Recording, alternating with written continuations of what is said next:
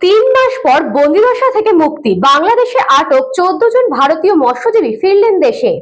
দীর্ঘ 3 মাসের উৎকণ্ঠার অবসান, বাংলাদেশের জেল থেকে মুক্তি পেয়ে অবশেষে নিজের দেশের মাটিতে পা রাখলেন 14 জন ভারতীয় মৎস্যজীবী। দক্ষিণ 24 পরগনার ফ্রেজারগঞ্জ মৎস্য বন্দরে তাদের পরিবারের হাতে তুলে দেওয়া হয় তাদেরকে। প্রশাসন সূত্রে খবর, গত বছরের 13ই অক্টোবর এফবি শুভযাত্রা নামক ট্রলারে চড়ে কুলতলি থেকে 14 জন মৎস্যজীবী গভীর সমুদ্রে রওনা দেয়। 19শে অক্টোবর মাঝ সমুদ্রে ট্রলারের ইঞ্জিন বিকল হয়ে যাওয়ায় সেটি ভাসতে ভাসতে বাংলাদেশের সীমানায় ঢুকে পড়ে।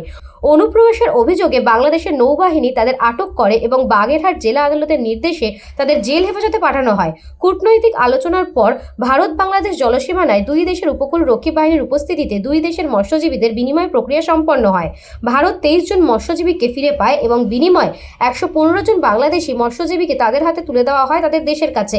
23 জন ভারতীয় মৎস্যজীবীর মধ্যে 14 জন কাকদ্বীপ, কুলতলি ও হুগলির বাসিন্দা, বাকি 9 জন অন্ধ্রপ্রদেশের বাসিন্দা। এদিন ফ্রেজারগঞ্জ বন্দরে কাকদ্বীপের মহকুমার শাসক প্রতিম সাহা ও পুলিশ ও উপকূল রক্ষী বাহিনীর উচ্চপদস্থ আধিকারিকদের উপস্থিতিতে মৎস্যজীবীদের তাদের পরিবারের হাতে তুলে দেওয়া হয়। প্রিয়জনকে ফিরে পেয়ে মৎস্যজীবীদের পরিবারে বইছে আনন্দের বন্যা। দীর্ঘ সময় পর ঘরে ফিরে পেয়ে আবেগপ্লুত মৎস্যজীবীরাও সরকারকে ধন্যবাদ জানিয়েছেন।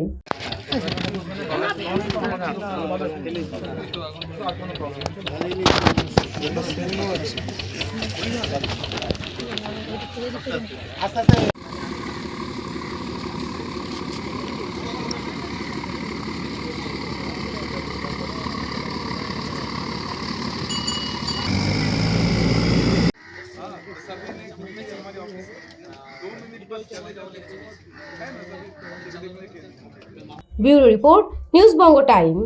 St. Augustine's Day School, Barrackpur. Success for every child. Admission open 2026 to 2027. Contact number 900793 4555.